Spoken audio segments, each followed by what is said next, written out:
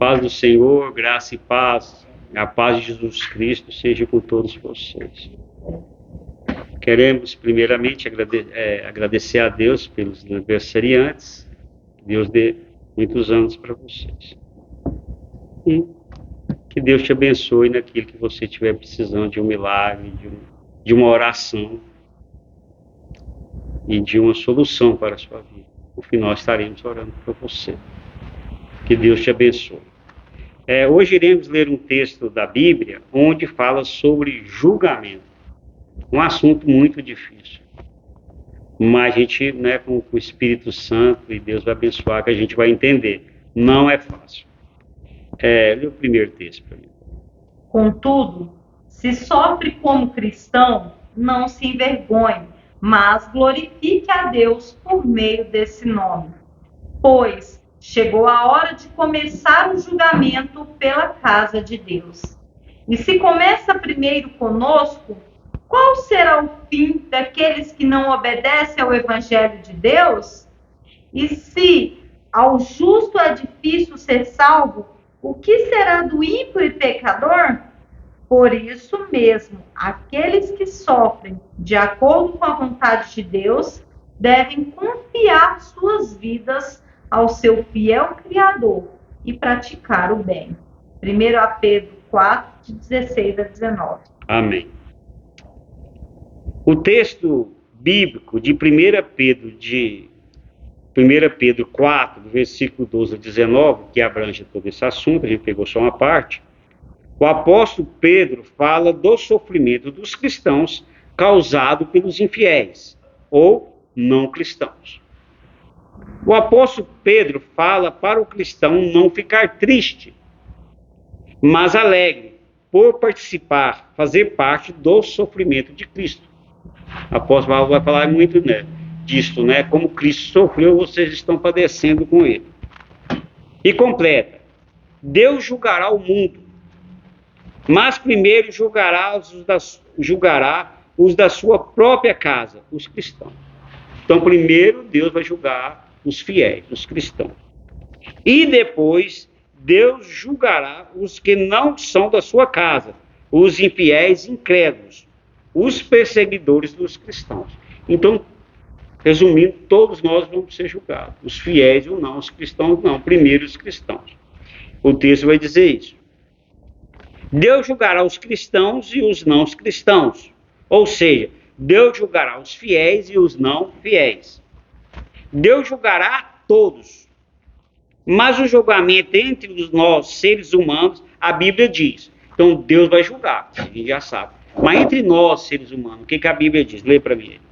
Não julguem para não serem julgados. Mateus 7:1. Não julguem para não serem julgados. O texto bíblico em Mateus 7:12 é bem claro. Não julguem. Mas perguntamos, nós podemos julgar uns aos outros? Se o texto diz não julguem. Podemos julgar o nosso próximo? A resposta seria não. Mas cuidado com a resposta que você vai dar. A pessoa de um versículo só é perigosa. Todo texto sem contexto é pretexto para heresia. Escuta isso muito. Você lê um versículo só, você vai fazer uma coisa muito restrita. A Bíblia é para ser lida toda. E nós vamos ver isso, que as coisas não são bem assim. O tema nosso é julgar por amor. Vamos falar junto? Julgar por amor. Diz assim, lê para mim o versículo, o julgamento. Lê esse versículo para mim. Porque com o juízo com que os julgardes, sereis julgados, e com a medida com que tiverdes medido, vos tornarão a medir. Mateus 7:2. Na nova versão transformadora, em vez de juízo, vai falar assim, o modo como julgam os outros. Pois vocês serão julgados pelo modo que julgam os outros.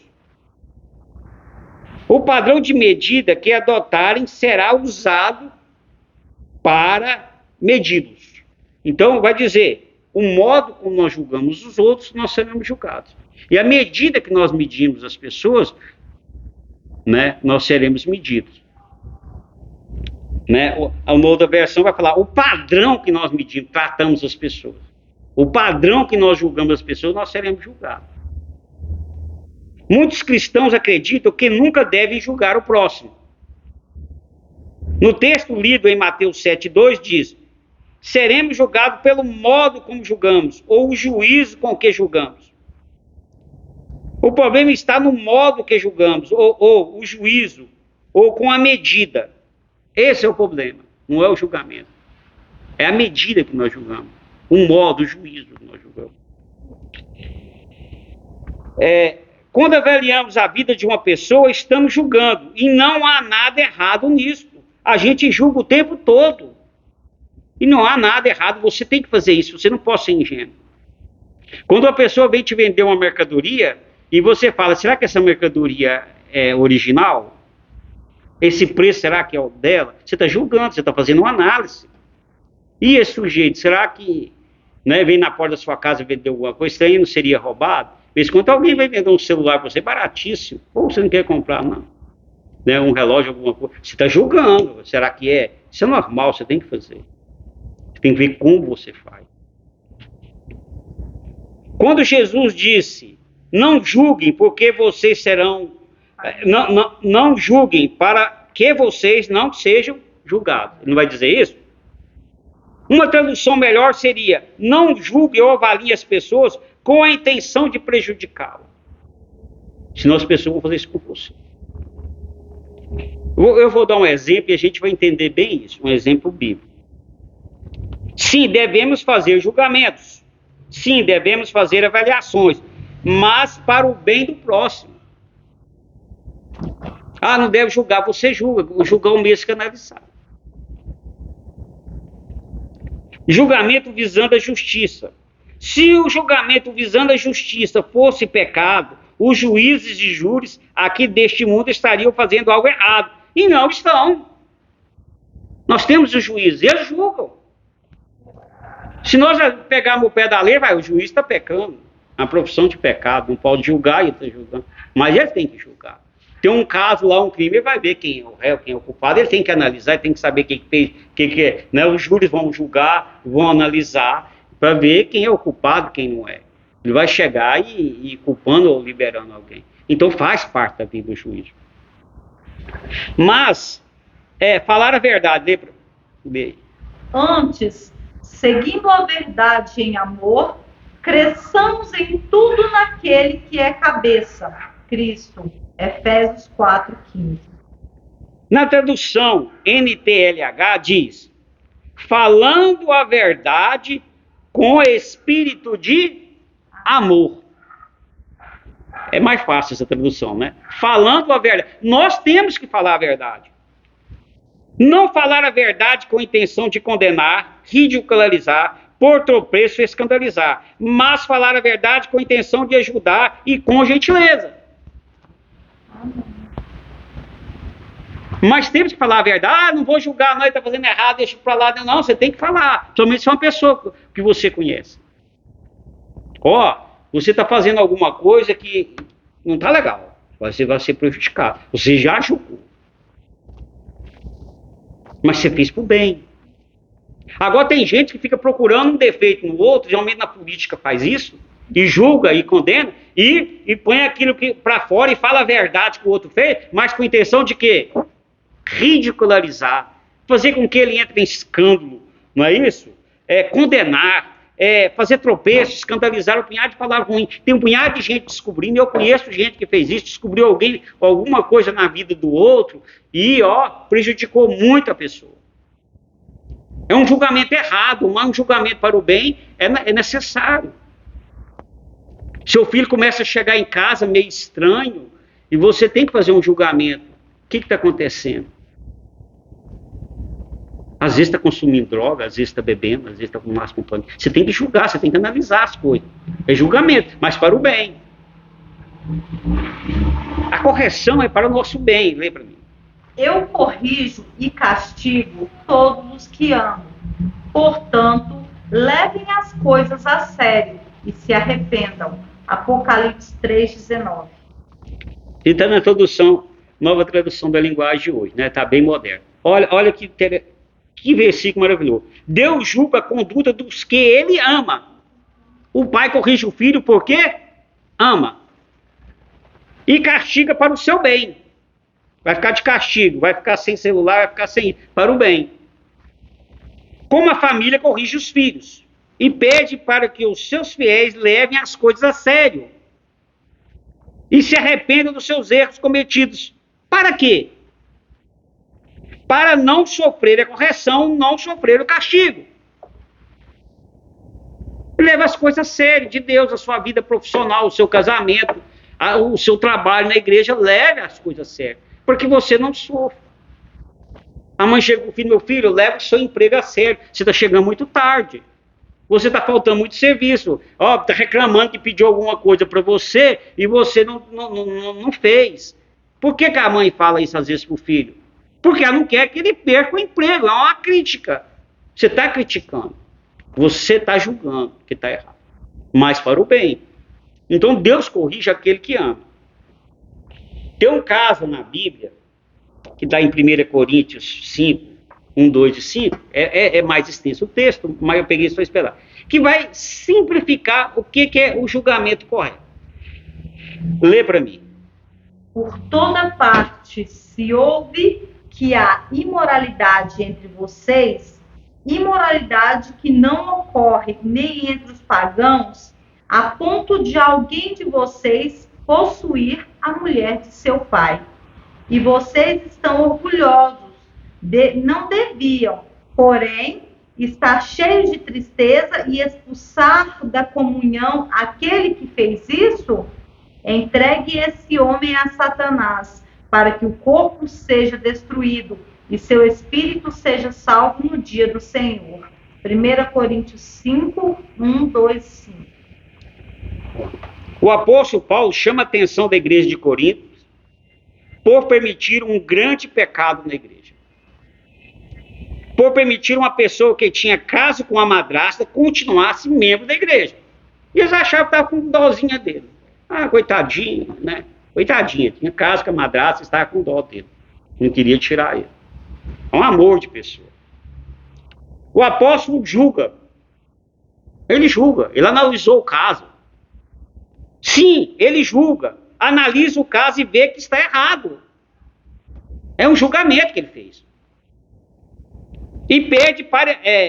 ele julga e analisa que está errado. Condena também, claro. Diz que tal indivíduo está errado. Ele também condena. Está errado. Eu julguei, eu analisei. Está errado, não está certo o que está fazendo.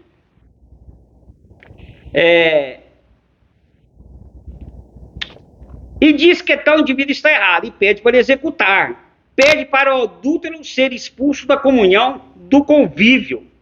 Então o que ele fala? Ele julga o caso, analisa. Vê que o sujeito que está, esse indivíduo está tendo caso com a madrasta, julga, ele condena, diz está errado, e ele manda executar, manda esse cara sair da igreja. Então, eu não posso julgar, eu vou deixar o cara fazer errado. Mas que é isso? Não é bagunçado, não. E completa. Para ser entregue a Satanás para a destruição do seu corpo. Olha que coisa terrível. Até aí parece que o apóstolo Paulo é mau, né? Está sendo uma pessoa má. Mas com a intenção de salvar o adúltero. Pois termina dizendo, para o seu espírito ser salvo no dia do Senhor.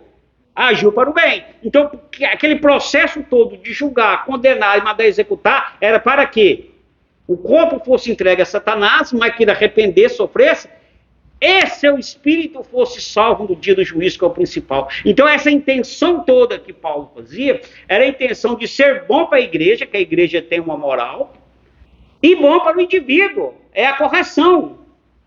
Falar a verdade e ser corrigir. Então, isso aí é um julgamento, a prática de um julgamento, é um exemplo de julgamento que a pessoa faz para o bem.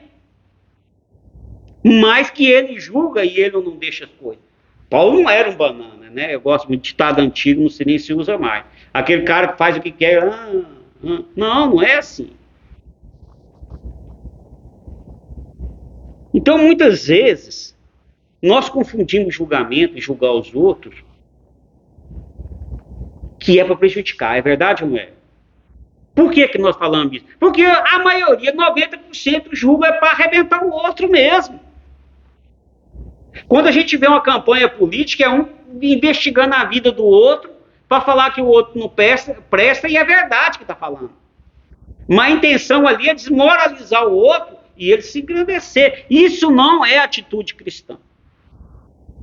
Não estão competindo com ninguém.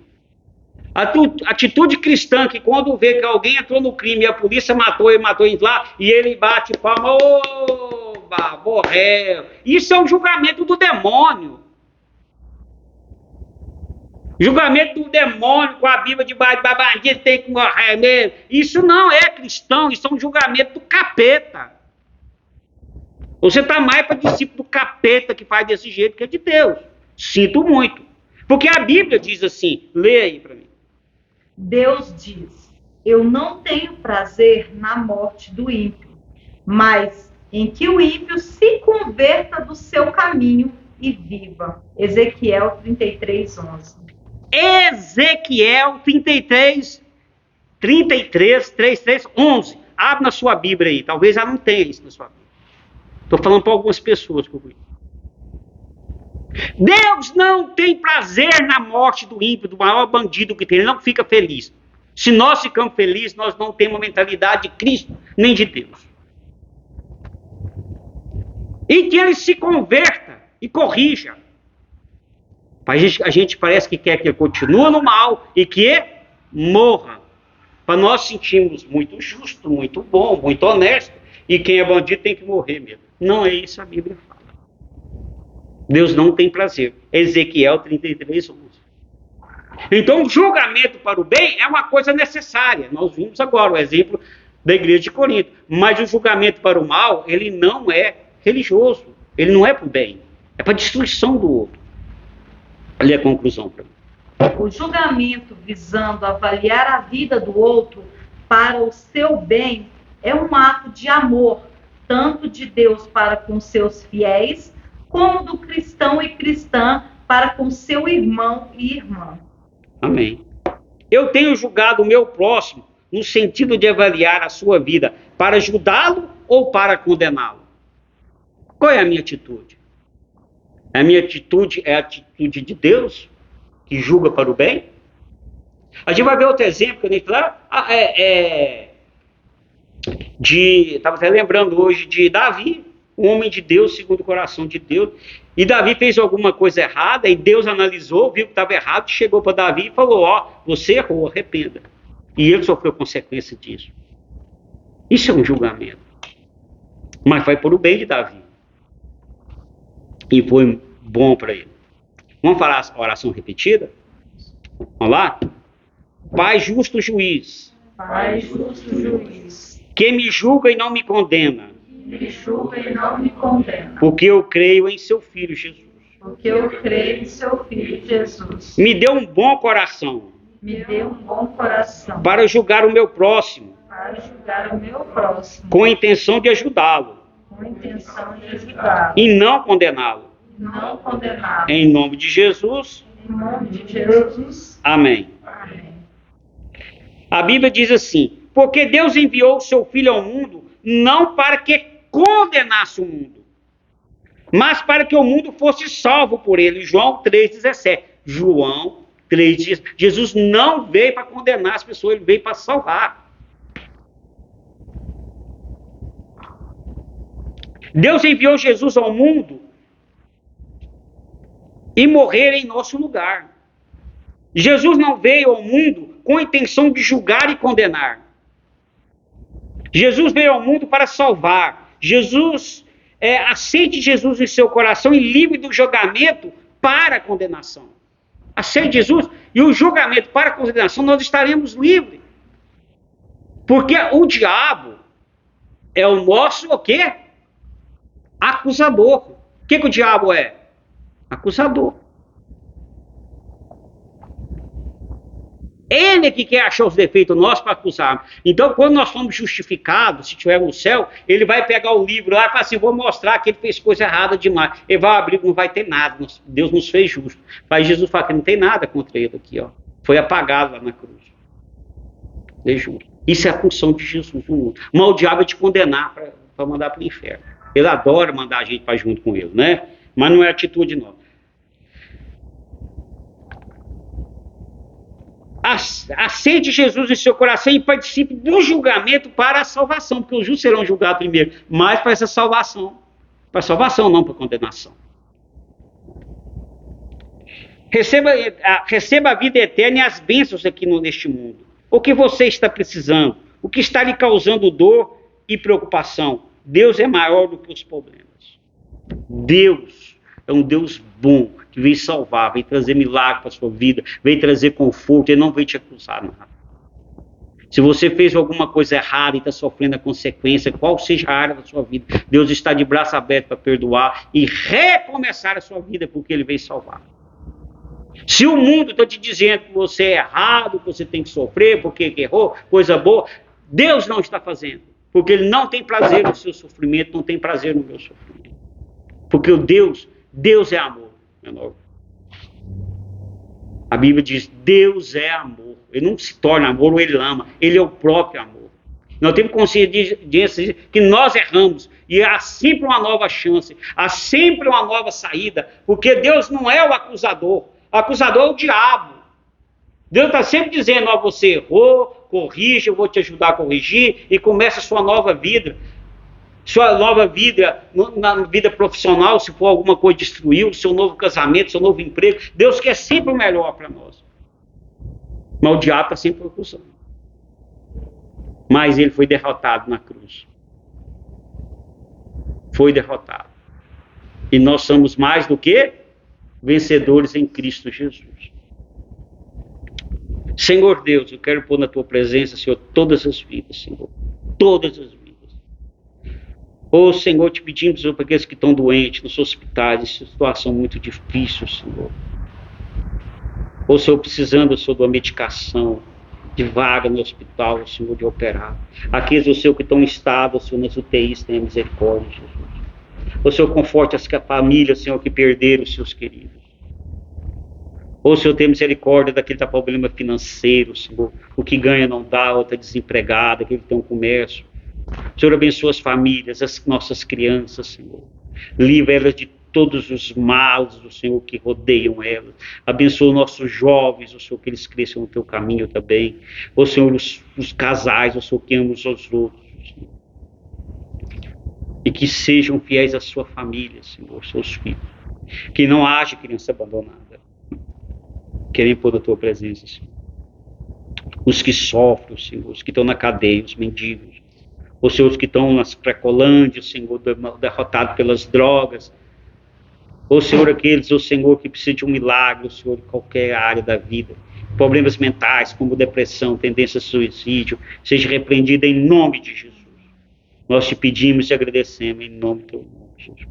Amém? Amém. Ora a oração do Pai Nosso e a bênção final. Oremos.